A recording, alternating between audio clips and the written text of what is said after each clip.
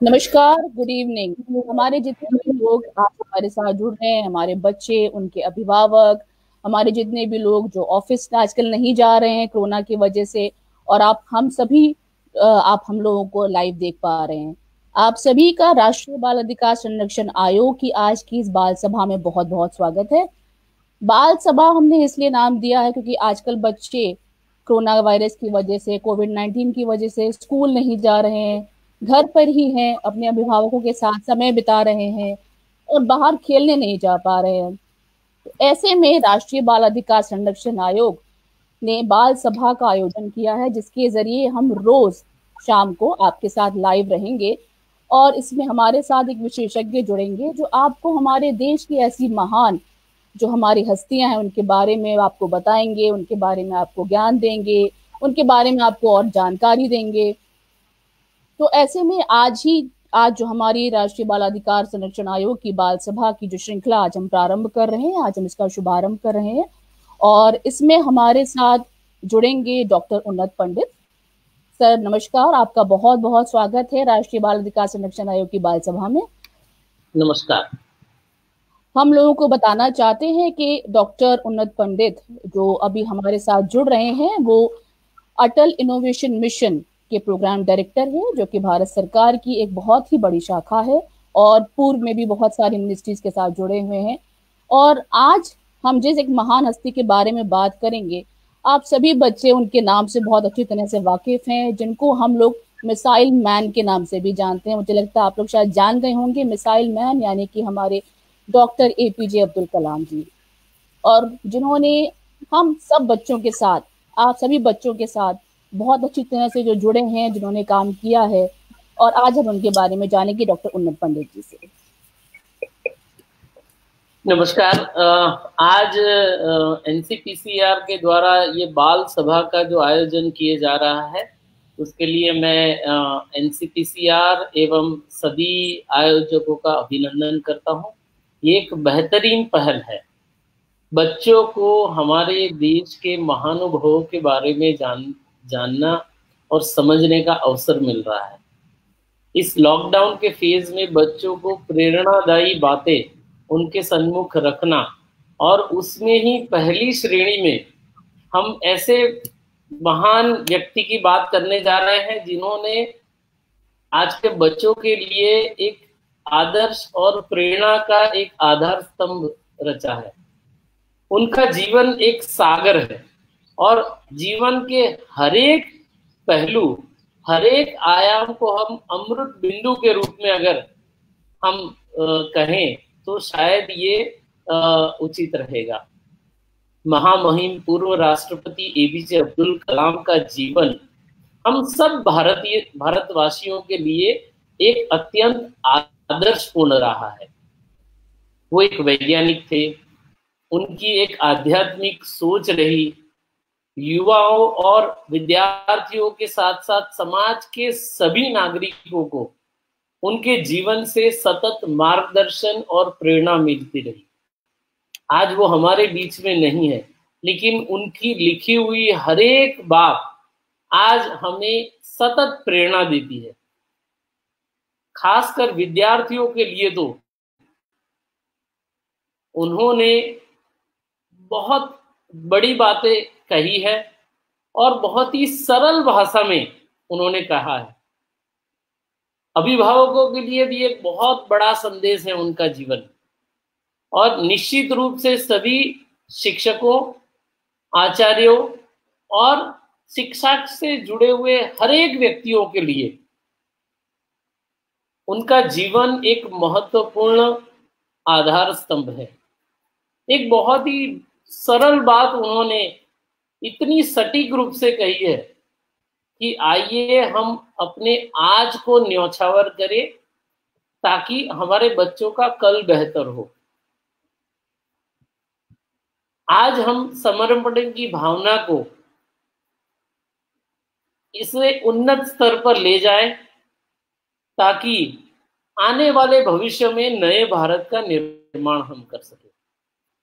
उनके आचरण में, उनके तरीके में, उनकी शैली में, सारी चीजों में सरलता रही है और एक सर्वोत्कृष्ट नागरिक के रूप में उन्होंने अपना जीवन जिया है।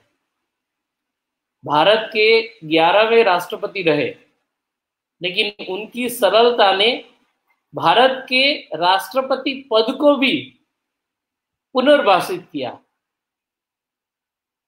एक तरह से रहस्यहीन बना दिया। राष्ट्रपति कैसा है, क्या कर रहा है, किस तरह से लोगों से मिलता है, राष्ट्रपति के जीवन में किस तरह का उनकी दिनचर्या होती है।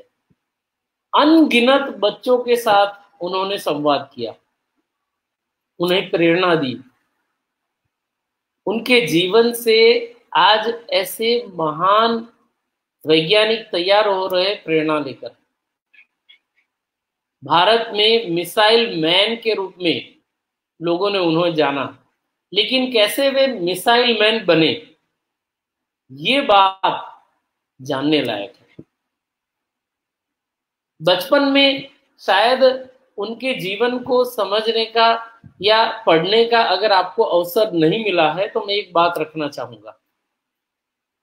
डॉक्टर एपीजे अब्दुल कलाम 12वीं तक तमिल भाषा में पढ़े। उनकी प्रमुख शिक्षा की भाषा तमिल रही और इसका उन्हें गर्व रहा कि तमिल माध्यम से उनकी स्कूली शिक्षा हुई है। जब वे छोटे थे तब उनको भी एक टिंकरिंग की ललक रहती है। उनके पिताजी का व्यवसाय नाव बनाने का था, लेकिन उन्होंने उनसे टिंकरिंग की प्रेरणा नाव बनाते हुए ली। लेकिन एक बार ऐसे ही टिंकरिंग की प्रेरणा लेते हुए उन्होंने आकाश में, आसमान में एक हवाई जहाज उड़ता हुआ देखा। बस तब से एक मन में लगन लगी थी, प्रेरणा उन्हें मिली थी कि मैं पायलट बनना चाहता हूं। और हर एक व्यक्ति ऐसा स्वप्न देखता है कि जीवन में मुझे क्या बनना है। काफी कठिन समय में आर्थिक सद्धरता न होने के बाद भी कुटुंब में काफी सारे बच्चे थे, परिवार बड़ा था और उन्होंने बड़ी मुश्किल से स्कूली शिक्षा के बाद हायर एजुकेशन के लिए एडमिशन लिया। हायर एजुकेशन में एडमिशन लेने के बाद उन्होंने पायलट बनने के लिए प्रवेश परीक्षा भी दी। हालांकि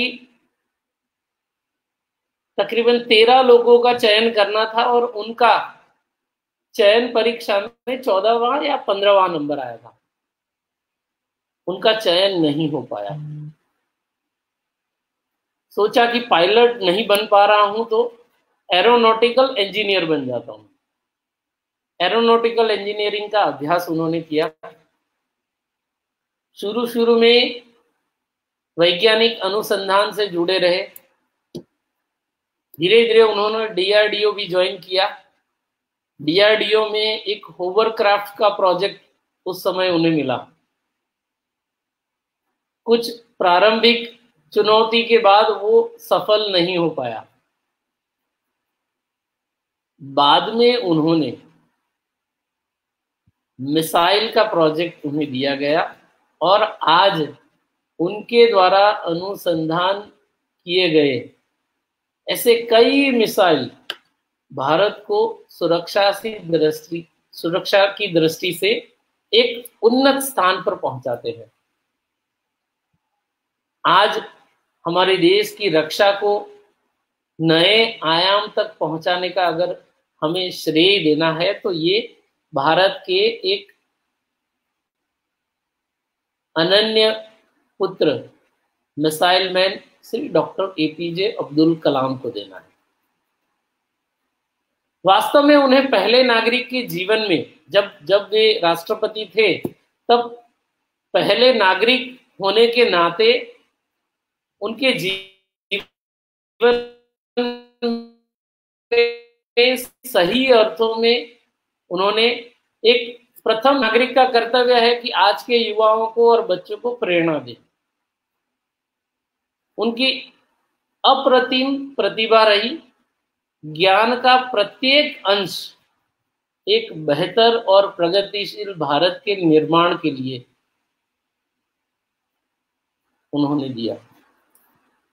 उनकी जीवन शिक्षा, सार्वजनिक सेवा, उनके जितने लेखन थे सारे ही उन्होंने बच्चों युवाओं को समर्पित किए। भारत के सबसे बेहतर वैज्ञानिक होने के नाते उन्होंने महज भारत को विकसित देशों की श्रेणी में आज लाकर रख दिया।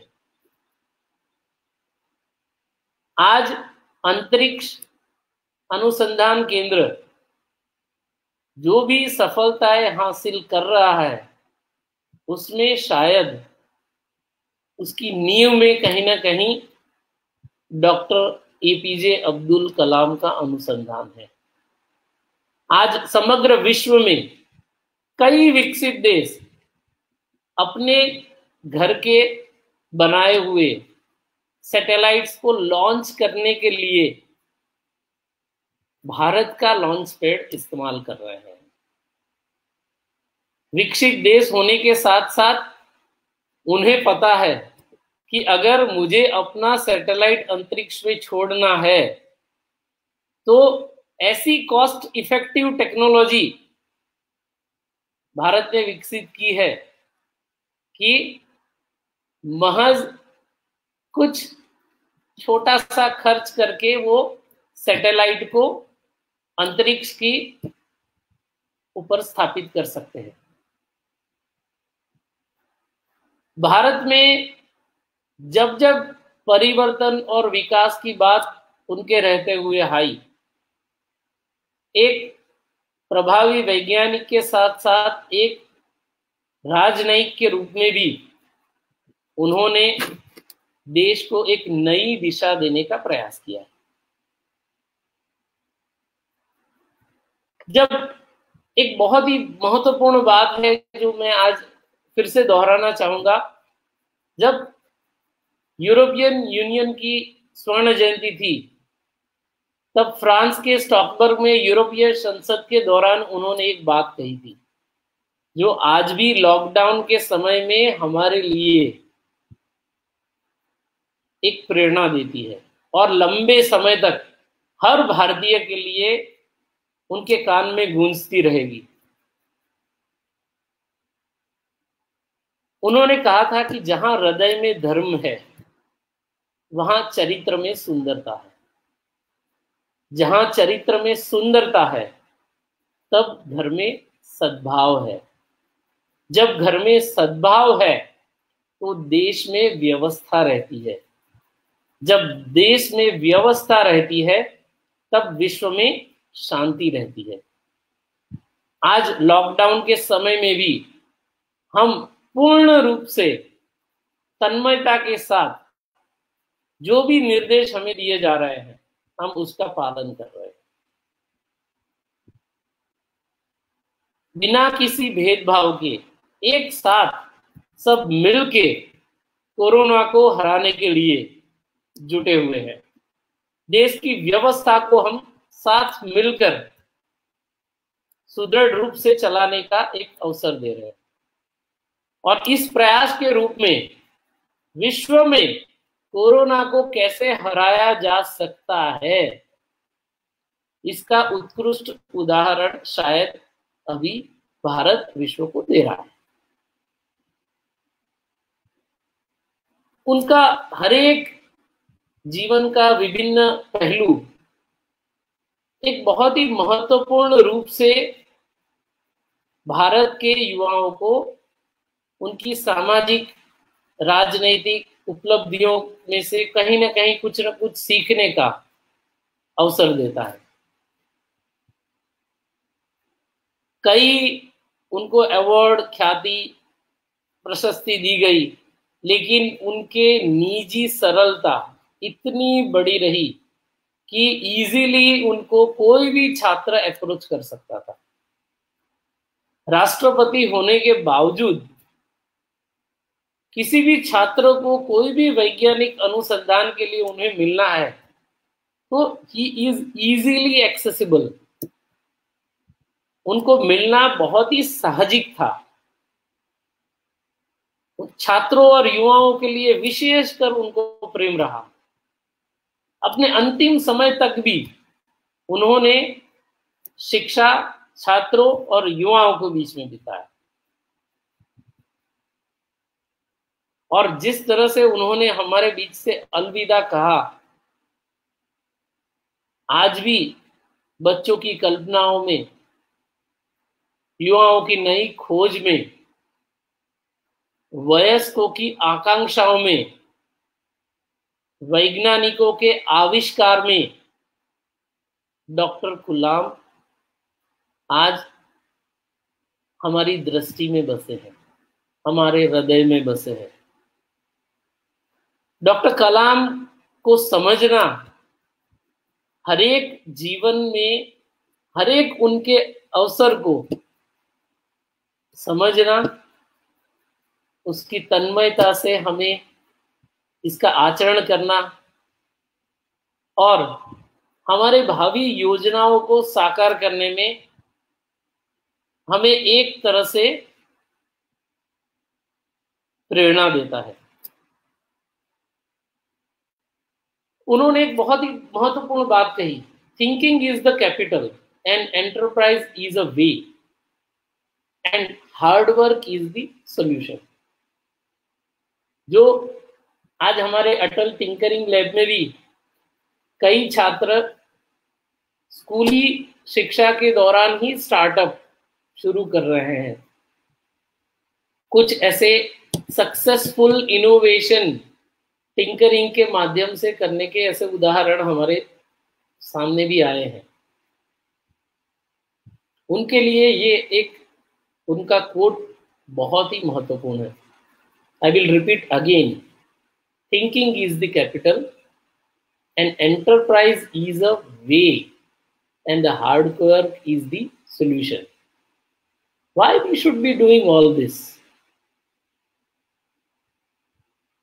उन्होंने एक बात बहुत ही महत्वपूर्ण कही, अंग्रेजी में उस बात को मैं दोहराना चाहूंगा।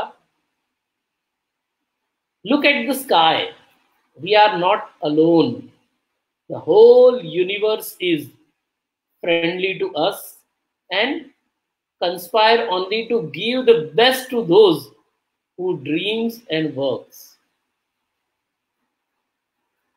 आसमान में देखिए, हम अकेले नहीं हैं, समूचा ब्रह्मांड, तारे हमारे साथ है। ये उनका ही साथ देते हैं जो स्वप्न देखते हैं और कार्य करते हैं। Dream dream dream dream, transform into thoughts and thoughts result into the action. हमें एक बेहतरीन स्वप्न देखना चाहिए और स्वप्न देखने के बाद अपने विचारों को एक्शन में ट्रांसफॉर्म करना चाहिए। And one beautiful quote which I never forget, you have to dream before the dream comes true. आपको एक स्वप्न देखना होगा उस स्वप्न को साकार करने से पहले। आज ये घड़ी है आपके सामने, इतना बड़ा अंतराल मिला है, शायद इतना बड़ा अंतराल शिक्षा के समय में पहले कभी नहीं मिला होगा। And we must utilize the time which has been given to us. आप में से कितने बच्चों ने पुस्तकें पढ़ी है? कौन सी पुस्तकें पढ़ी हैं? अगर इंटरनेट सर्च के माध्यम से आप पढ़ रहे हैं, ज्ञान ले रहे हैं, तो कौन सा ज्ञान ले रहे हैं? उनका एक बहुत ही महत्वपूर्ण कोट है, one best book is equal to 100 good friends, but one good friend is equal to a library. एक अच्छा दोस्त साथ में होना बहुत ही जरूरी है। And one thing I would again repeat here that we should not give up. We should not allow the problem to defeat us. Corona हमारे ऊपर हावी न हो, इसलिए हमें इस समस्या को छोड़ना नहीं है। परिवार में भी हमें सबको एक प्रेरणा देनी है, समझाना है। आसपास के व्यक्तियों को भी सोशल डिस्टेंसिंग मेंटेन करने के लिए हमें एक संदेश देना है। साथ मिलकर तो हमें इस समस्या का समाधान ढूंढना है, लेकिन इकट्ठा नहीं होना है। दूर रहकर हमें इस समस्या को हराना है। हमारे बीच में अंदरूनी टैलेंट तो बहुत होता है। हर बच्चे के पास कुछ ना कुछ टैलेंट होता है। अभिभावक उन्हें इस टैलेंट को प्रदर्शित करने का, उनके सही दिशा देने का प्रयास करना चाहिए। All of us do not have equal talent. Talent तो है, लेकिन सबका समान रूप से टैलेंट नहीं है। But all of us have an equal opportunity to develop our talent. और ये अपॉर्चुनिटी अपने बच्चों को देने का अवसर कर, उन्हें प्रेरणा दे। घर में बैठे हुए अगर बच्चा टिंकरिंग कर रहा है, कुछ चीजें टूट जाती है, फिर भी बच्चों को प्रेरणा दे। क्या नवीन कार्य किया है, या कुछ आइडिएशन, अगर वो कुछ विचार सोच सकते हैं, समस्या की जड़ तक जा सकते हैं। What is the root cause problem? Can they identify the root cause problem surrounding to us? हाल में ही मेरा एक बच्चे से संवाद हुआ था। गर्मी के दिनों में पक्षियों के लिए दाने तो मिल रहे हैं, लेकिन पानी नहीं होता है। एक बच्चे ने बहुत ही साधारण सा घर में ही टिंकरिंग करते हुए एक समाधान ढूंढा। अपने टिफिन बॉक्स में साइड में दोनों कोने पर एक छोटा सा स्क्वायर, उसके ढक्कन पर उसने काट दिया, और बीच में एक बोतल का 2 लीटर की सॉफ्ट ड्रिंक की बोतल अगर आती है तो उसका होल करके उसको लॉक ऊपर से कर दिया, ताकि ढक्कन की जगह ये वाटर बोतल का कवर जो है, विच इज लीक प्रूफ, उसे बंद कर दिया जा सके। तो जैसे ही पूरी बोतल भरी हुई है और हम उल्टा करेंगे तो वाटर प्रेशर से धीरे धीरे करके जैसे जैसे पानी खाली होता जाएगा, वो टिफिन बॉक्स में पानी पर्याप्त मात्रा में आता जाएगा। बहुत ही छोटा सॉल्यूशन है, लेकिन पक्षियों को आज के समय में पानी की आवश्यकता है, और उसकी आपूर्ति हम कैसे कर सकते हैं। ऐसी संवेदनशीलता सिखाता है। डॉक्टर कलाम के जीवन का एक और महत्वपूर्ण प्रसंग मैं आपके सम्मुख रखना चाहूंगा। जब वे राष्ट्रपति थे, और बहुत बड़ा मुगल गार्डन है वहां पीछे, अप्रतिम सुंदर फूलों का एक बहुत बड़ा संग्रह वहां पर हो रहा है, और हर साल में 14 फरवरी से लेके 15 मार्च तक इस गार्डन को जनता के लिए खोला जाता है। एक बार उसके अनावरण इनॉग्रेशन फंक्शन के दौरान एक वहां दृष्टिहीन बच्चा आया था। एक हृदय को झंझोलने वाला एक सवाल किया, सर ये गुलाब कैसा दिखता है? उनके हृदय को एक तरह से ये प्रश्न ने हिला दिया।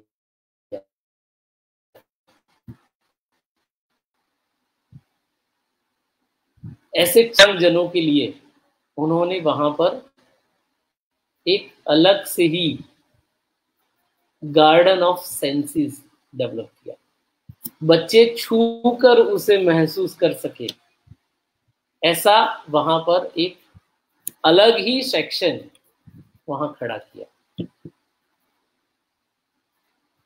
जब वे राष्ट्रपति थे तब एक बार दिल्ली में कड़ाके की ठंड पड़ रही है, हर विंटर एक तरह से कातिल रहता है, और उस समय में भी राष्ट्रपति भवन के पहरेदारों को अपनी ड्यूटी निभानी होती है, और देर रात तक वो पढ़ने के शौकीन थे। तो एक बार तकरीबन 2:30-3 बजे उन्होंने देखा कि बाहर जो पहरेदार है वो अपनी चौकी पर बैठा हुआ है, कंबल ओढ़कर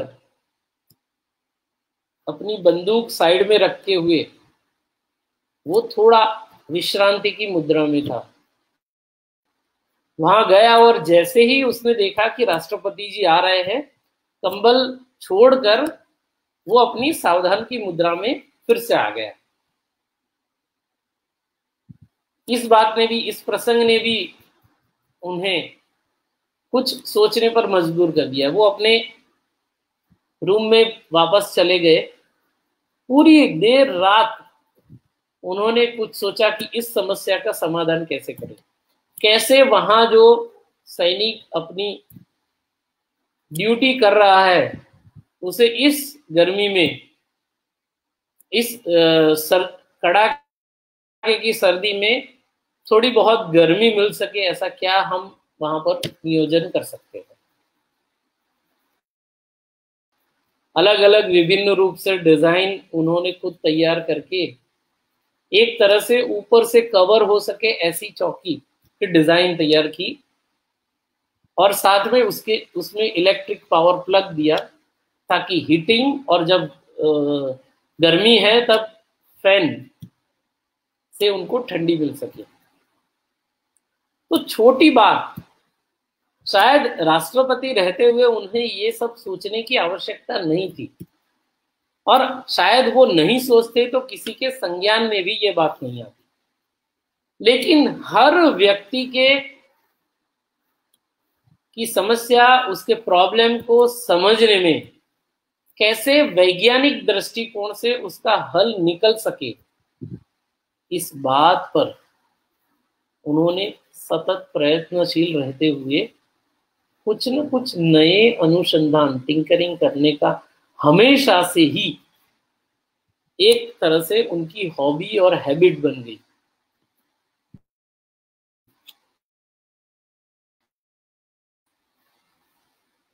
And friends, again I will quote one sentence. Confidence and hard work is the best medicine to kill the disease. Called it failure. It will make you a successful person. अगर सफलता को चुनना है तो कॉन्फिडेंस, हार्डवर्क के साथ failure भी अपनाना है। फेलियर जैसे डिसीज को हम उससे निर्यात पा सकते हैं। आज के समय में शायद फेलियर मैनेजमेंट शिक्षा में कहीं हम अनुभव नहीं कर रहे हैं, लेकिन ये प्रैक्टिकल लर्निंग उनके जीवन से हमें मिल रही है। Future, but you can change your habits and surely your habit will change. Tinkering करने की स्किल को नहीं सीख सकते क्या? हम कुछ ऐसे महान व्यक्तियों के जीवन से प्रेरणा लेके कुछ नया अनुभव करें क्या? लॉकडाउन के समय में ये एक बेहतरीन अपॉर्चुनिटी हमारे सामने। Converts adversity into prosperity. क्या मधुर बात है। And one statement which I like the most is you are successful when your signatures turns into the autograph। आज ये एक निश्चय करें कि हम अपनी सिग्नेचर को ऑटोग्राफ में कन्वर्ट कर सकते हैं क्या? क्या जीवन में कोई एक प्रयास ऐसा कर सकते हैं जिससे कि हम कुछ नया अनुसंधान समाज के लिए करें? समाज में विभिन्न ग्रासरूट लेवल की जितनी भी चैलेंजेस है, कैसे हम एक उम्दा साइंटिफिक तकनीकी रूप से उसका समाधान ढूंढे। आज कोविड-19 कोरोना आउटब्रेक के चलते हुए वेंटिलेटर की समस्याएं हुई थी। अगर आपने पिछले एक महीने के न्यूज को बारीकी से परखा है तो आप देखिए कई ऐसे युवाओं ने नए नए वेंटिलेटर की डिजाइन तैयार की है। खुद का स्टार्टअप करते हुए इन युवाओं ने भारत को नए वेंटिलेटर, कॉस्ट इफेक्टिव वेंटिलेटर, उन्नत श्रेणी के वेंटिलेटर को देने के लिए एक बहुत ही महत्वपूर्ण प्रयास किया। समग्र विश्व आज कोरोना वायरस की चपेट में है। विश्व में कई देशों में वेंटिलेटर की आवश्यकताएं हैं। भारत में पर्याप्त मात्रा में वेंटिलेटर होने के बाद इन वेंटिलेटर को वैश्विक रूप से हम दे सकते हैं। राजकोट में ही एक ज्योति इंडस्ट्रीज करके है, उन्होंने बहुत ही बड़ा कॉस्ट इफेक्टिव अनुसंधान किया है वेंटिलेटर को तैयार करने के लिए। जो पीपीई किट जो कि सिंगल टाइम यूज होती है और तकरीबन एक किट की कॉस्ट 2500 रुपए तक है, उन्होंने अनुसंधान करके प्रयास करते हुए इस पीपीई किट को 500 रुपए की महज कॉस्ट में तैयार किया और देश को दे रहे हैं। कॉस्ट को 1/5 लाने में उनका एक भगीरथ प्रयास रहा है और इस प्रयास को सफलता भी मिली है। आईसीएमआर के द्वारा, डीसीजीआई के द्वारा इसे यूज करने के लिए प्रमाणित किया गया। कई ऐसे अनुसंधान हुए। इस अनगिनत अनुसंधान को भारत सरकार के विभिन्न प्रकल्पों के द्वारा सहायता भी दी जा रही है। Atal innovation mission, startup India, department of science and technology, department of biotechnology के माध्यम से भी ऐसे जितने भी नए इनोवेटिव सॉल्यूशंस आज कोविड-19 चैलेंज के रहते हुए प्रस्तुत किए जा रहे हैं, उनका गहन अध्ययन करते हुए उन्हें जो जो सहायता चाहिए उन सहायताओं को उपलब्ध कराया जा रहा है। जरूरत है out of box thought process की, समस्या को समझने की, समस्या को तकनीकी रूप से कैसे उसका समाधान ढूंढ सके, उसके एक निष्ठावान प्रयास की। डॉक्टर कलाम का जीवन का हर एक पल अमृत बिंदु के रूप में हमें प्रेरणा दे रहा है। उनकी जीवनी को भी पढ़िए। मैंने भी एक प्रयास किया था बच्चों के लिए कॉस्ट इफेक्टिव उनके जीवन को क्रिस्टलाइन फॉर्म में प्रस्तुत करने का। महज 100 रुपए में वो पुस्तक उपलब्ध है। डॉक्टर एपीजे अब्दुल कलाम, प्रेरणा की उड़ान हिंदी वर्जन में है। On do you know doctor APJ Abdul Kalam, वो भी उपलब्ध है। समग्र जीवन को एक क्रिस्टलाइन फॉर्म में बच्चे उसे पढ़ सके, इस दृष्टिकोण से मैंने तैयार किया था, और उनकी पहली पुण्यतिथि पर भारत के बच्चों और युवाओं को मैंने अर्पित किया था उनकी श्रद्धांजलि के रूप में। आशा रखता हूं उनका जीवन हम सबको प्रेरणा देगा, उनके जीवन की हर एक बात में से हम प्रेरणा लेके कैसे हम देश को कुछ अर्पण कर सके। जीवन में एक ऐसी बात, एक ऐसा अनुसंधान हमारे आसपास के 100 लोगों को या उनके जीवन को प्रभावित कर सके तो शायद हमारा जीवन देश के लिए हुआ, ऐसा मान सकते हैं। आपके कुछ अगर प्रश्न है तो यहाँ चैट बॉक्स के माध्यम से भी आप प्रस्तुत कर सकते हैं। मैं आशा रखता हूं कि आपके प्रश्नों का समाधान देने का निष्ठावान रूप से प्रयास करूंगा। बिल्कुल डॉक्टर साहब, बहुत बहुत धन्यवाद। मुझे लगता है जितने भी बच्चे आज हमें देख रहे होंगे इस बाल सभा में, उनको जरूर प्रेरणा मिली होगी, और इस लॉकडाउन के दौरान शायद वो नए आविष्कार, नए अनुसंधान करके, जैसा आपने बताया माननीय हमारे डॉक्टर एपीजे अब्दुल कलाम के बारे में कि वो किस तरह से आविष्कार उन्होंने किए, तो शायद वो प्रेरणा हमारे बच्चों को मिले और वो घर पे बैठ के इन आविष्कारों को जरूर करें। कोई प्रश्न अभी हमारे पास मौजूद नहीं है, जिसमें अभी तक हमारे पास कुछ टिप्पणियां आ रही हैं, और जो ये लिख रहे हैं कि बहुत ही उत्कृष्ट अभिव्यक्ति है, और जो है मिसाइल मैन के बारे में हम सभी जानकर आज बहुत ही ज्यादा संतुष्ट हुए हैं। और जब तक हमारे विनय नांगिया जी, आपने उनको समझा और उनके व्यक्तित्व को सराहा, लेकिन आज उस व्यक्तित्व को बच्चे भी समझे, उसमें से कुछ सीखे, तो शायद ये देश के लिए एक बहुत ही गौरवपूर्ण बात होगी। बिल्कुल।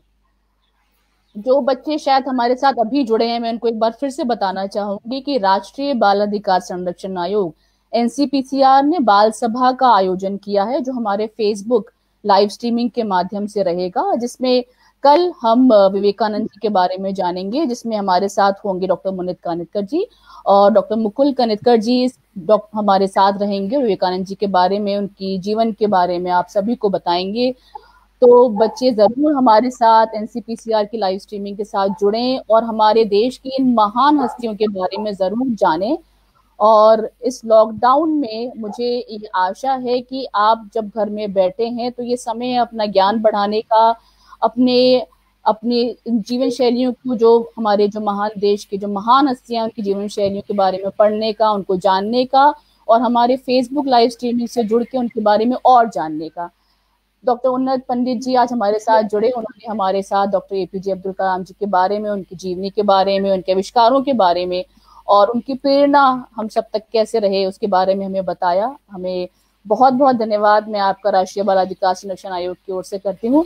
जाने से पहले हमारे जो बच्चे जो इस लॉकडाउन में जो घर पे हैं, उनको आप क्या संदेश देना चाहेंगे?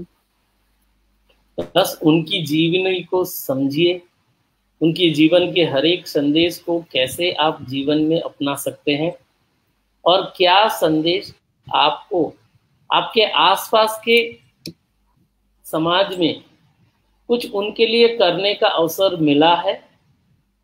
कुछ नहीं तो उन समस्याओं की जड़ तक आप जाइए, उसे समझिए, अपने ज्ञान के माध्यम से क्या उसका समाधान मिल सकता है।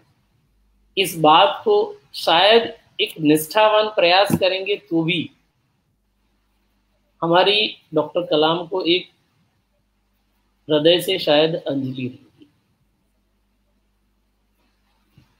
धन्यवाद।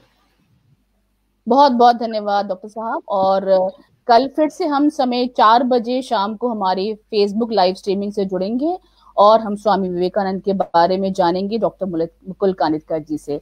तो जितने भी हमारे व्यूअर्स आज हमारे साथ जुड़े उनका बहुत बहुत धन्यवाद, और डॉक्टर उन्नत आपका बहुत बहुत धन्यवाद हमारे साथ जुड़ने के लिए और बच्चों को ये प्रेरणा देने के लिए कि वो इस लॉकडाउन में हमारे डॉक्टर एपीजे अब्दुल कलाम जी से नया कुछ सीखें और घर में बैठ के आविष्कार करें। धन्यवाद। इस निष्ठावान प्रयास के लिए भी आपका मैं अभिनंदन करता हूँ। धन्यवाद।